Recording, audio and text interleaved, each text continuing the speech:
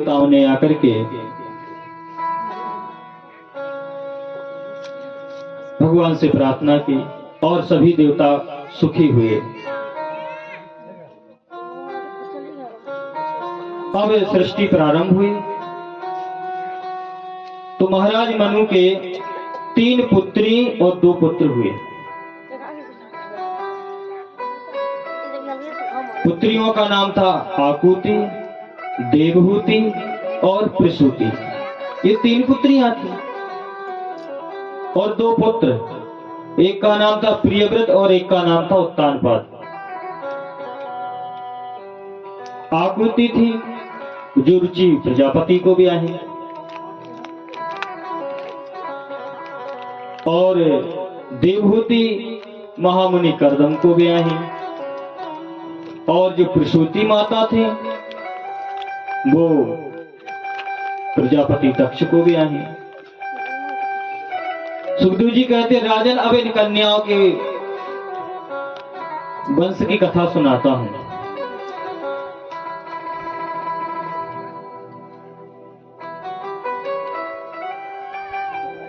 महामुनि कर्दम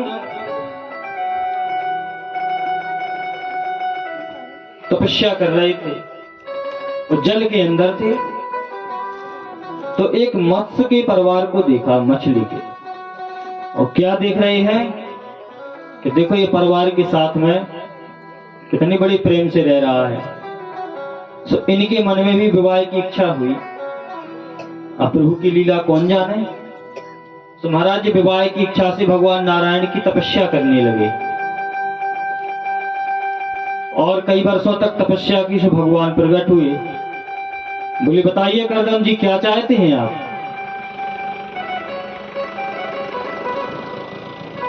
परंतु संकोच बस भगवान से कुछ कह नहीं पा रहे।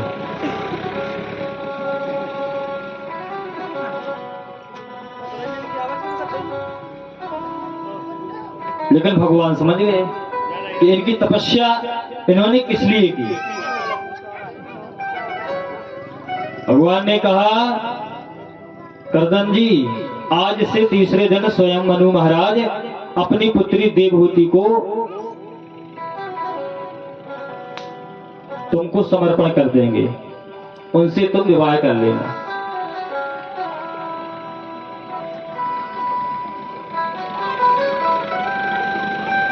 और भगवान वरदान देकर के चले गए।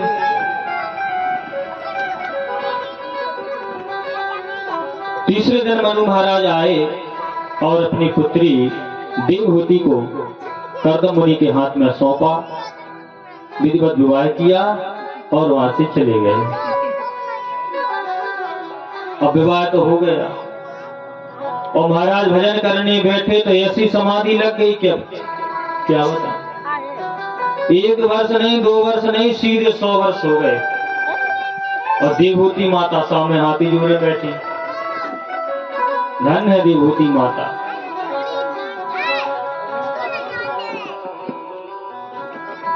युवा अवस्था से वृद्धावस्था आ गई, पति की सेवा में निरंतर लगी रही, परंतु अपनी मायके नहीं गई बिना पति की आज्ञा के।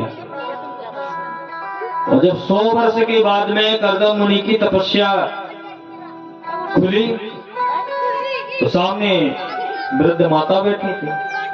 तो पूछने लगे देवी तुम कौन हो जो हमारे सामने बैठी हो हाथ जोड़े। तो देवहूति माता ने कहा ये कैसा प्रश्न कर रहे हैं आप अपनी पत्नी को ही भूल गए। बोले हमारी पत्नी कब। बताओ महाराज आपको ध्यान कराना पड़ेगा। हमारे पिता मनु जी आपको सौंप करके गए और बस विवाह के होते ही आपकी समाधि लग गई। तब उनको याद आया अरे तो बोले तुम इतने वर्षों तक यहीं रही, तुम अपने पिता के घर नहीं गए। बोले नहीं स्वामी हमारे पिता सौंप के गए तुम्हें। अब आपका अधिकार है, अब आप जैसी आज्ञा करेंगे तो हम उन्हीं आज्ञा के अनुसार चलेंगे। महाराज इतने प्रसन्न हुए कर्दम मुनि बोली धन्य है देवी। महाराज तुरंत जल लिया हाथ में, और जो जल मारा तुरंत नवयुवती बन गए और स्वयं नवयुवक बन गए। और महाराज जो संकल्प किया तो तुरंत विमान प्रकट हो गया। कर्दम मुनि और देवी देवहूति विमान में बैठ करके कई वर्षों तक आकाश पे ही घूमती रही। महाराज धीरे धीरे 9 कन्याओं का जन्म हो गया। तो ये कन्या कौन है जानती हो? जब जिसके माता पिता इतने तपस्वी तो कन्याएं। देखिए उनका नाम इस प्रकार से है। पहली का नाम कला, दूसरी कन्या का नाम अनसुईया। कौन नहीं जानता है माता अनसुईया को। तीसरी कन्या हुई श्रद्धा, चौथा हविर्भु, और 5वीं गति, 6वीं क्रिया, 7वीं ख्याति, और 8वीं अरुंधति, और 9वीं शांति। और हाथ जोड़ के बोले कर्दम मुनि, बोले देवी अब हमको भजन करने जाने दो। अब आपके 9 बेटियां हो गई तो आपके पास रहें। देवहूति माता हाथ जोड़ के बोली देखो स्वामी, ये बिटियां हैं, इनको तो पराये घर जाना है। हम निवेदन प्रार्थना करते हैं आपसे कि पुत्र हो जाए।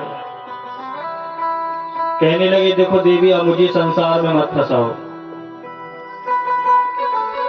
फिर उनको याद आया, अरे मुझे भगवान ने वरदान दिया था कि मैं तुम्हारे यहाँ पुत्र रूप में प्रकट होऊंगा। तो प्रभु की कृपा से वो समय आया कि 10वें नंबर के भगवान स्वयं नारायण कपिल के रूप में प्रकट हुए। बोलो कपिल भगवान की जय हो। ब्रह्मा आदि समस्त देवता आए और ब्रह्मा जी ने कपिल भगवान की दिव्य स्तुति की। जब जाने लगे तो प्रार्थना की कर्दम मुनि ने ब्रह्मा जी से। बोले महाराज ब्रह्मा जी के भी 10 पुत्र थे, लेकिन 10वें नंबर के जो नारद जी थे ना, वे घूमने फिरने वाले थे। तो ब्रह्मा जी से कहा, बोले पिताजी आपकी आज्ञा हो तो ये हंस पे घूम लूं। बोले ठीक है ले जाओ हंस। तो नारद जी घूमने निकल गए, 9 पुत्रों को लेकर के आए। सो महाराज कर्दम मुनि ने प्रार्थना की ब्रह्मा जी से। बोले महाराज हे पिता ब्रह्मदेव, बोले हमारी 9 बेटियां और आपके 9 पुत्र, अगर ये संयोग बन जाए तो बड़ी कृपा है। ब्रह्मा जी ने कहा अति उत्तम, वे तो चाहते थे कि सृष्टि हो। तो महाराज 9 पुत्र और कर्दम मुनि की 9 बेटियां, ब्रह्मा जी के 9 पुत्र, विधिवत विवाह हुआ। जो कला नाम की कन्या थी वो ऋषि मरीच को भी आई, और जो अनसुईया थी उनका विवाह अत्रि मुनि के साथ में हुआ। श्रद्धा नाम की कन्या का विवाह अंगिरा के साथ, हविर्भु का विवाह पुलस्त ऋषि के साथ हुआ, और गति का विवाह पुलह जी के साथ, और क्रिया का विवाह कृतु जी के साथ, और ख्याति का विवाह भृगु जी के साथ, और अरुंधति का विवाह वशिष्ठ जी के साथ, और शांति का विवाह अथर्वा ऋषि के साथ हुआ। और विवाह संपन्न करके कर्दम मुनि ने कहा अब मुझे देवी भजन करने जाने दो। तो जंगल की यात्रा की चले गए।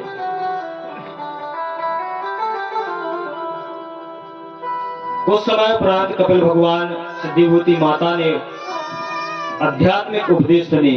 जो सांख्य शास्त्र का लोप हो रहा था, उस सांख्य शास्त्र के माध्यम से कपिल भगवान ने उपदेश किया।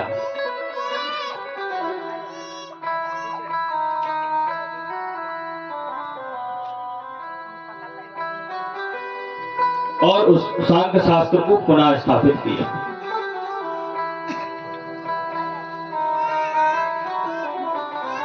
बोलो भक्त वत्सल भगवान की जय हो। इसके बाद में आगे सुखदेव जी राजा परीक्षित से कहते, राजन अब आकुति का विवाह रुचि प्रजापति के साथ हुआ था, उनसे भगवान यज्ञ के रूप में प्रकट हुए।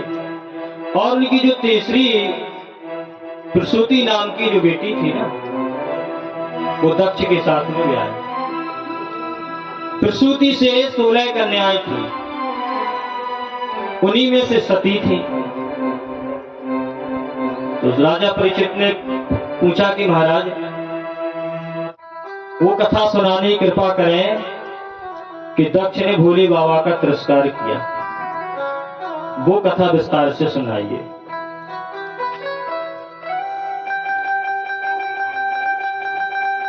तो विस्तार पूर्वक सुनाते हुए कहा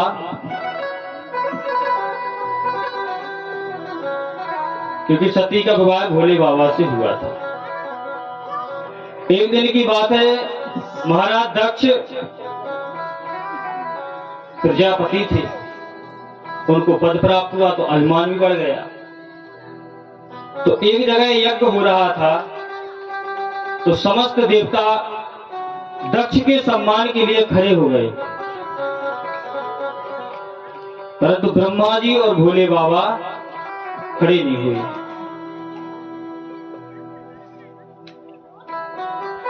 तो महाराज और सब देवताओं से इसने आदर पाया, तो ब्रह्मा जी को प्रणाम करके ये बैठ गया, परंतु भोले बाबा से कुछ आदर ना पा करके ये सभा में अपमानित करने लगा। अब देखिए अभिमान देखो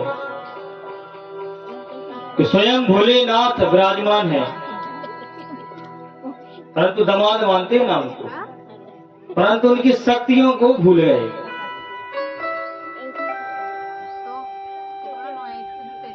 तो महाराज ये अपमानित करने लगा। तो नंदी आदि गणों को जब पता चला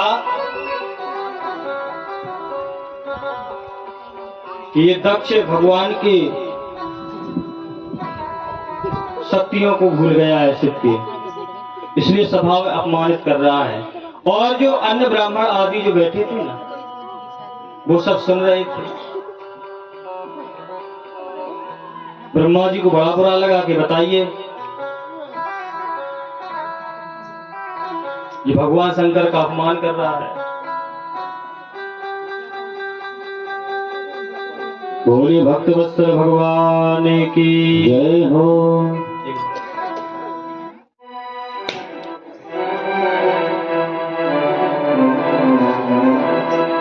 बोले वृंदावन बिहारी लाल की।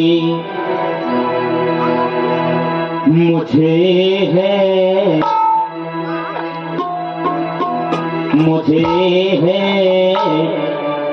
प्रेम ईश्वर से, मुझे है प्रेम ईश्वर से, जगत रूठे तो रूठना दे, मुझे है प्रेम ईश्वर से, जगत रूठे तो रूठना दे।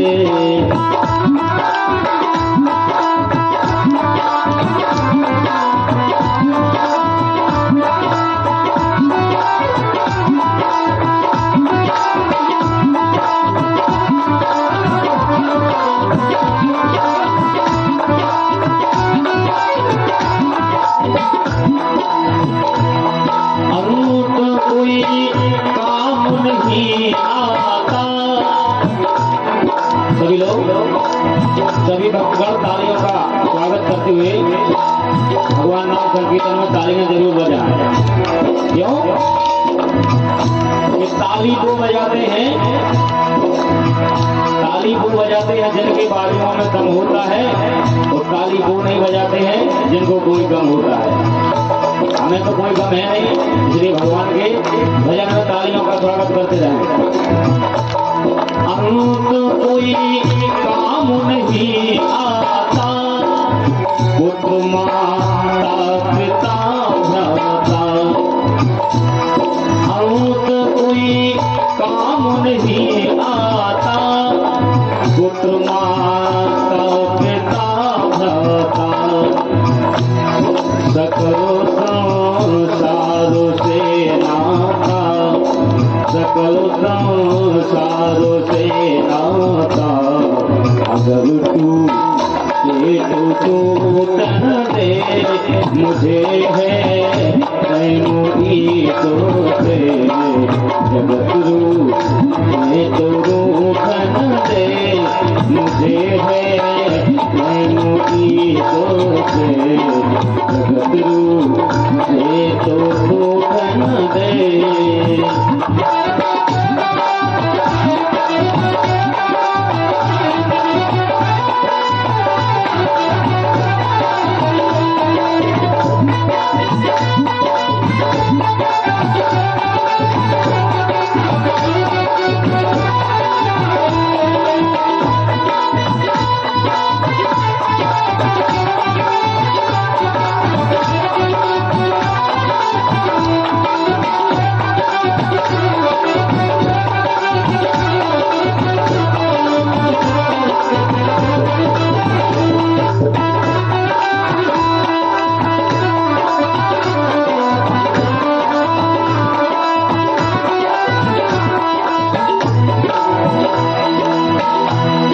यही रह जाएगी माया, यही रह जाएगी काया, यही रह जाएगी माया, यही रह जाएगी काया। ये ममता मोह की छाया, ये ममता मोह की छाया, अगर तू तो छूट न दे मुझे है मोही तो से जगत रूप तो रूप न दे मुझे है मोही तो से जगत रूप तो रूप न दे।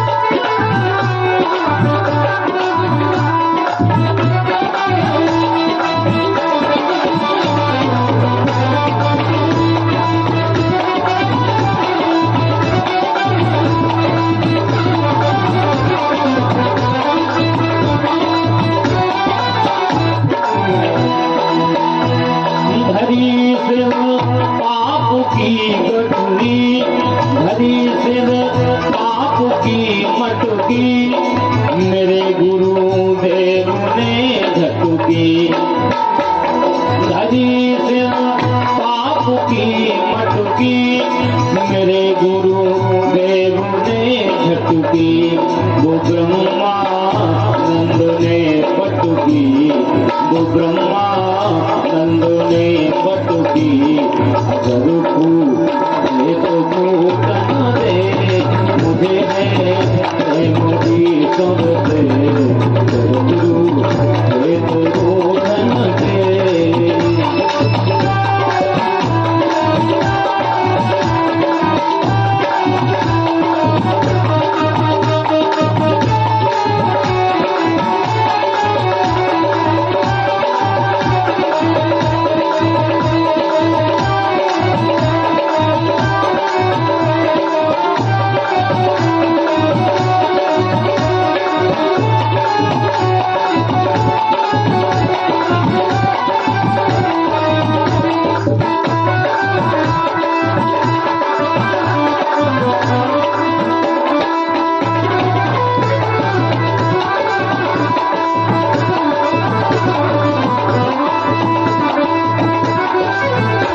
मुझे है प्रेम ईश्वर से जगत रूप ये तो रूप न दे मुझे है प्रेम ईश्वर से जगत रूप ये तो रूप न दे मुझे है प्रेम ईश्वर से जगत रूप ये तो रूप न दे जगत रूप ये तो रूप न दे जगत रूप ये तो रूप न दे।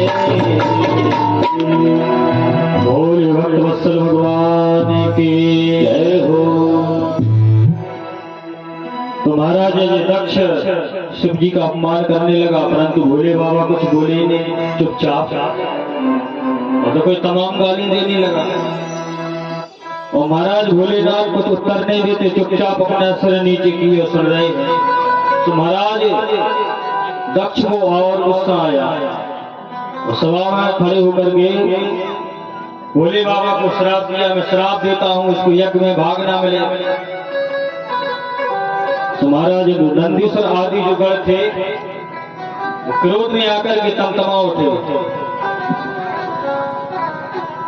और कहा, दक्ष अरे जो शिव के बारे में नहीं जानता वो मूर्ख है, अवैध बुद्धि वाला है, तो तू गाली दे रहा है, श्राप देता हूं कि तेरा मुख शीघ्र ही बकरे का हो जाए।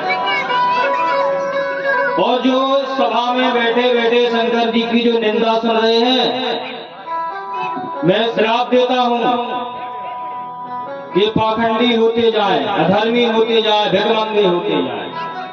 तो महाराज ब्राह्मणों को श्राप दिया, तो ब्राह्मण नाराज हो गए, तो भृगु मुनि हाल उठे। तो उन्होंने बदले में श्राप दिया, जाओ मैं श्राप देता हूं तो शंकर जी के जो भक्त हो तो सब पाखंडी हो, गले में हड्डी टांगने वाले हो, मुंडों की माला पहनने वाले हो, अघोरी हो जाए। आप तो महाराज एक दूसरे को श्राप दे भी चल गए। भोले बाबा उठे आराम से नंदीश्वर आदि गणों से कहा, चलो अब यहाँ कोई काम नहीं, हमारे यहाँ यज्ञ में और यहाँ तो भाई एक दूसरे पे श्राप दे रहे हैं, एक दूसरे पर तुल गए।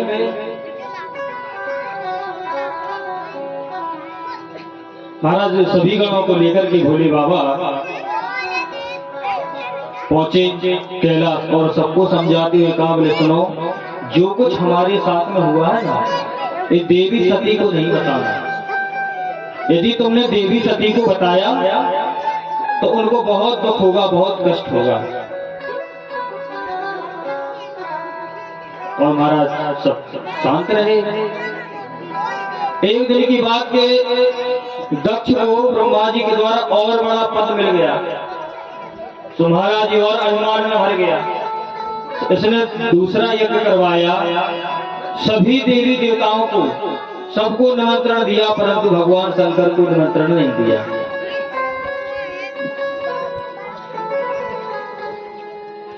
सभी देवता जाने लगे, आकाश मंडल से विमान जाए, तो कैलाश पर्वत से देवी सती ने देखा कि ये विमान कहाँ जा रहे हैं।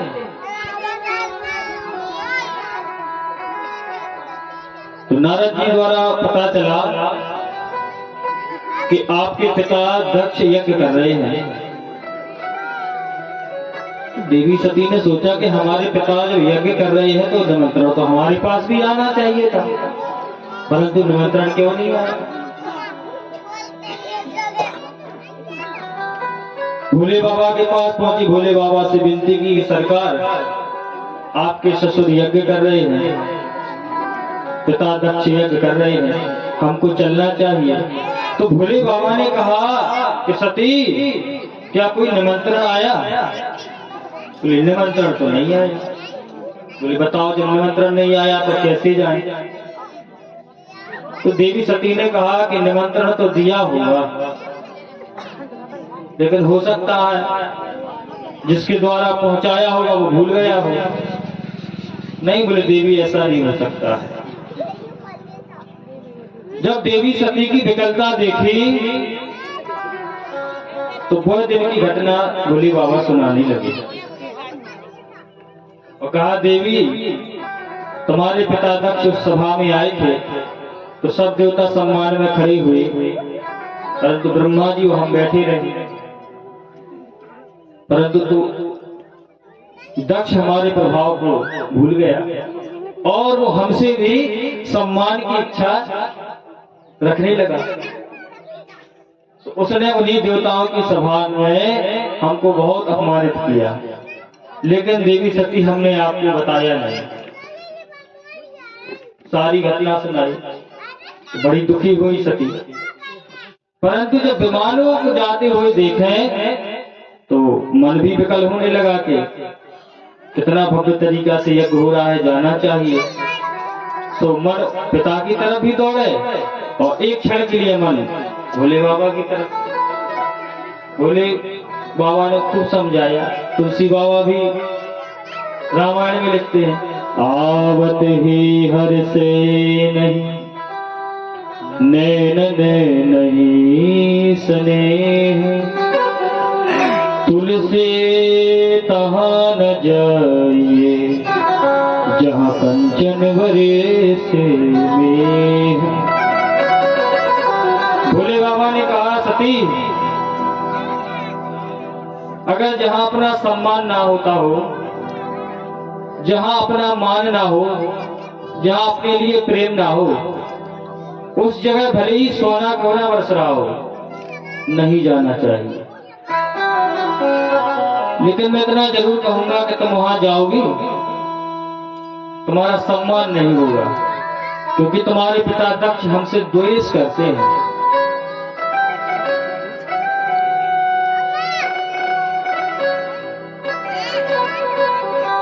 तो माता सती मान गई और फिर बार बार मन दौड़े, खड़े होकर के विमानों की तरफ देखे और फिर भोले बाबा की तरफ देखे। देखो समय का खेल, देखो भैया क्या खेल होने वाला है। इस समय ने भी शंकर जी को नहीं छोड़ा। भोले बाबा भी समझ गए कि मानने वाली नहीं। तो अपने गणों से कहा, जाओ अब ये देवी मानने वाली नहीं, इसलिए सम्मान के साथ इनको यज्ञ के दर्शन करा लाओ और माता पिता से मिलवा करके वापस आ जाना। नंदीगणों को आदेश दिया, ठीक है स्वामी। तुरंत नंदी महाराज ने अपने पीठ पर बैठाया और देवी सती गणों के सहित जहां यज्ञ हो रहा था वहां पहुंचे। पिता भवन जब गई भवानी, दक्ष त्रास काहू न सम्मानी। महाराज जैसे आकाश मार्ग से जाते हुई माता सती वहीं उतरी, तो सब देवता ने देखा और दक्ष ने देखा और जो सती की बहनें थी उन्होंने देखा। तो महाराज आपस में काना फूसी करने लगे कि देखो इनको निमंत्रण नहीं दिया था और देखो जी बिन बुलाया गया। और पिता ने तो देख करके मुख टेढ़ा कर लिया, परंतु मिली तो माँ मिली भाव से। और माँ को चिंता थी कि देखो हमारी एक बिटिया नहीं आई और सब बिटियां आई, केवल माँ मिली। सादर भलहि मिली एक माता, सादर भलहि मिली एक माता, सादर भलहि मिली एक माता, सादर भलहि मिली एक माता, सादर भलहि मिली एक माता।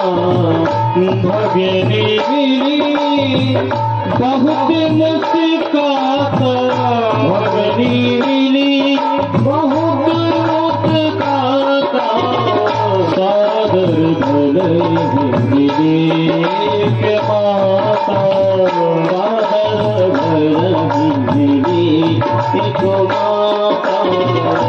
दक्षिणा कछु पूछ कुशला,